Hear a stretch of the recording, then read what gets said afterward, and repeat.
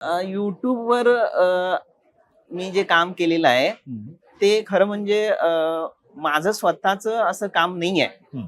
कारण कुठल्याही कामाला जेव्हा आपण सांघिक स्वरूप देतो किंवा त्याची संस्थात्मक बांधणी करतो तेव्हा ते जास्त काळ टिकतं. बरोबर.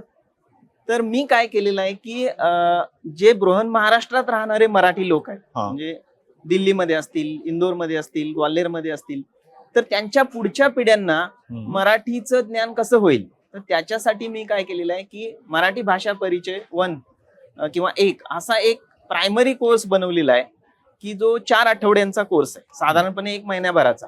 आणि त्याचे 20 व्हिडिओ रेकॉर्ड केलेले आहेत.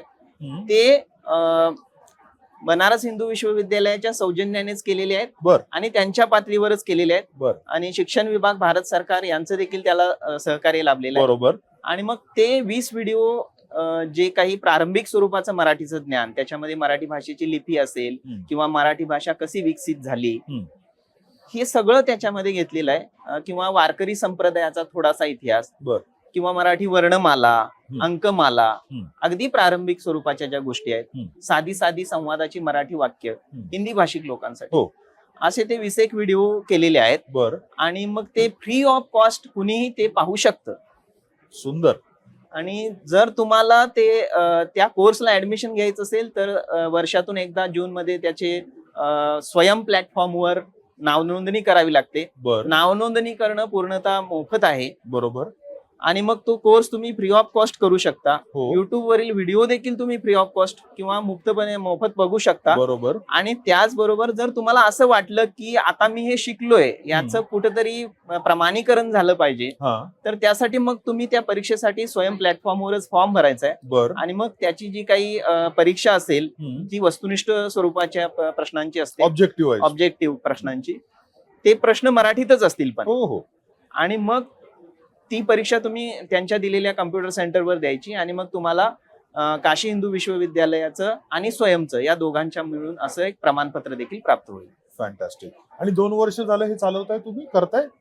हा, हे 2 वर्ष चालू आहे. पहिल्या वर्षी साधारणपणे 800 मुलांनी त्याच्यामध्ये भाग घेतला होता. आणि आता यावर्षी देखील जवळपास 658 मुलांनी त्याच्यामध्ये रजिस्ट्रेशन केलं. आता अर्थात हे सगळ्या वयोगटातील लोक असतील, ज्यांना म्हणून हिंदी भाषिक लोकांना किंवा त्यांच्या पुढच्या पिढींना जे विसरत चाललेले आहेत मराठी, तर त्या पुन्हा त्या गोष्टींना ते उजाळा देऊ शकतात. पण मग हे जे 1400-1500 लोक आहेत, हे कुठे कुठे आहेत? म्हणजे भारतातल्या कुठल्या कुठल्या शहरांमधनं आहेत? असा काही स्टडी आहे आपल्याकडे? असा स्टडी नाहीये, पण हे जे लोक आहेत ना ते खास करून उत्तर भारतातून, कारण तो हिंदीमध्ये आहे. दिल्ली मधले लोक आहेत. म्हणजे जेव्हा मी लाईव्ह त्यांच्याशी काही संवाद केला तेव्हा दिल्ली मधले लोक आहेत, काही कानपूर मधले आहेत, लखनौ मधले आहेत, काही बनारस मधले देखील आहेत. तर अशा प्रकारे ते हिंदी भाषिक, राजस्थान मधील देखील काही लोक आहेत, मुलं खास करून. कारण बऱ्याच राजस्थानी लोकांचे मिठाईचे वगैरे दुकानं आहेत महाराष्ट्रात. आणि मग त्यांचं येणं जाणं असतं, तर त्यांना पण औत्सुक्य आहे की त्यांना शिकायचे मराठी. हे जसं मराठीच्या बाबतीत होतंय तसं काही इतर भाषांच्या बाबतीत पण होतंय का? म्हणजे तुम्ही करत नसाल पण तुमच्या ओळखीचे वगैरे असं काही करतायत का? हो, हे इतर भाषांच्या बाबतीत देखील होतंय. खास करून मी तुम्हाला सांगेन की तमिळ भाषिक लोक जे आहेत ते आपल्या भाषा प्रसारामध्ये खूप सजग आहेत. आणि मग ते जसं तिरुकुरल सारखे ग्रंथ असतील तर ते सगळ्या भाषांमध्ये ते प्रकाशित करतायत. आपल्याकडची जी ज्ञानेश्वरी आहे ती सगळ्या भारतीय भाषांमध्ये आता गेली आहे का, तर ते देखील आपण तपासून पाहिलं पाहिजे. म्हणजे हे लोक जे आहेत खास करून दक्षिण भारतीय ज्ञानेश्वरी मी इंग्लिश मधली बघितलेली आहे, हिंदीमध्ये देखील आहे. हिंदीमध्ये देखील आहे ती.